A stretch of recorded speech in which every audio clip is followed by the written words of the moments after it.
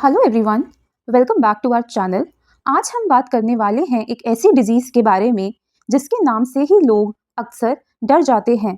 बहुत से लोग सोचते हैं कि ये डिजीज़ बहुत ज़्यादा कंटेजियस होती है और इसका कोई ट्रीटमेंट नहीं होता, लेकिन क्या ये सच है? बिल्कुल नहीं।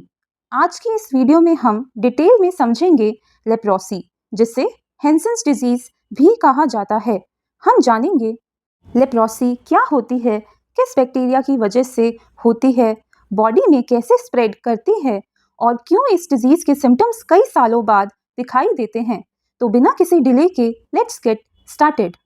What is leprosy? सबसे पहले समझते हैं कि लेप्रोसी एक्चुअली होती क्या है। लेप्रोसी एक क्रॉनिक यानी लॉन्ग टर्म और स्लोली प्रोग्रेसिव इन्फेक्शियस डिजीज़ है। स्लोली प्रोग्रेसिव का मतलब क्या होता है? मतलब ये डिजीज़ बॉडी में बहुत धीरे धीरे डेवलप होती है। ये ऐसी डिजीज़ नहीं है जिसमें इन्फेक्शन हुआ और 2-3 दिन में सिम्टम्स आ गए।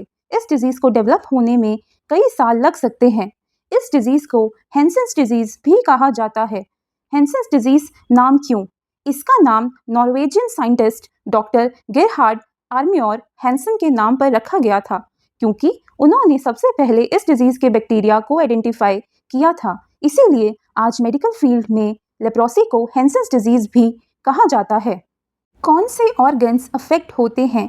अब एक इम्पॉर्टेंट क्वेश्चन, क्या लेप्रोसी सिर्फ स्किन को अफेक्ट करती है?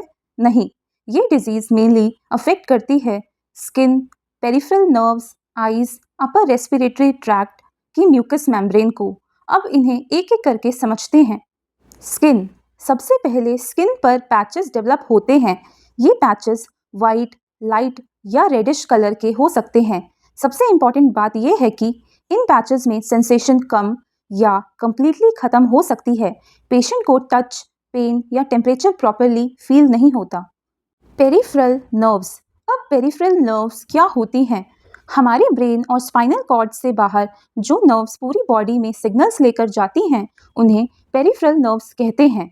ये नर्व्स ही हमें टच फील करवाती हैं, हीट और कोल्ड का डिफरेंस बताती हैं, पेन का सेंसेशन देती हैं और मसल्स को मूवमेंट करने के सिग्नल्स भेजती हैं। लेप्रोसी इन्हीं नर्व्स को डैमेज करती है। जब नर्व्स डैमेज होती हैं, पेशेंट को नमनेस होने लगती है, यानी हाथ या पैर जल भी जाएं या कट लग भी जाए, फिर भी पेशेंट को दर्द का पता नहीं चलता। इसी वजह से अगर डिजीज़ का ट्रीटमेंट टाइम पर ना हो तो बार बार इंजरीज होने लगती हैं और डिफॉर्मिटीज़ डेवलप हो सकती हैं। आइज़, लेप्रोसी आइज़ को भी अफेक्ट कर सकती है। पेशेंट की आंखें ड्राई हो जाती हैं, ब्लिंकिंग कम हो जाती है और अगर डिजीज़ का ट्रीटमेंट ना हो तो विजन भी अफेक्ट हो सकता है। सीवियर केसेस में ब्लाइंडनेस भी हो जाती है। अपर रेस्पिरेटरी ट्रैक्ट, ये डिजीज़ नोज़ की लाइनिंग को भी अफेक्ट करती है। पेशेंट को बार बार नेज़ल ब्लॉकेज होती है, नोज़ से डिस्चार्ज आता है, कभी कभी नोज़ ब्लीडिंग भी हो जाती है। एडवांस स्टेज में नोज़ का शेप भी चेंज हो जाता है। कॉजेटिव ऑर्गेनिज्म, अब सबसे इंपॉर्टेंट क्वेश्चन, लेप्रोसी किस बैक्टीरिया की वजह से होती है? लेप्रोसी का कॉजेटिव ऑर्गेनिज्म है माइकोबैक्टीरियम लेप्रे। ये एक एसिड फास्ट बैसिलस है। अब एसिड फास्ट बैसिलस का मतलब क्या होता है? ये ऐसा बैक्टीरिया होता है जो स्पेशल लेबोरेटरी स्टेनिंग के बाद भी अपना कलर रिटेन करते हैं। इसी प्रॉपर्टी की वजह से लेबोरेटरी में इन्हें आइडेंटिफाई किया जाता है। एक और इम्पॉर्टेंट पॉइंट, ये बैक्टीरिया ऑब्लिगेट इंट्रासेलुलर बैक्टीरिया है, यानी ये बैक्टीरिया बॉडी के सेल्स के अंदर ही सर्वाइव और मल्टीप्लाई करता है। बॉडी के बाहर ये नॉर्मली मल्टीप्लाई नहीं कर पाता। ये बैक्टीरिया डेंजरस क्यों है? सबसे पहले बात ये है कि माइकोबैक्टीरियम लेप्रे बहुत स्लोली ग्रो करता है। ये दुनिया के सबसे स्लो ग्रोइंग बैक्टीरिया में से एक माना जाता है।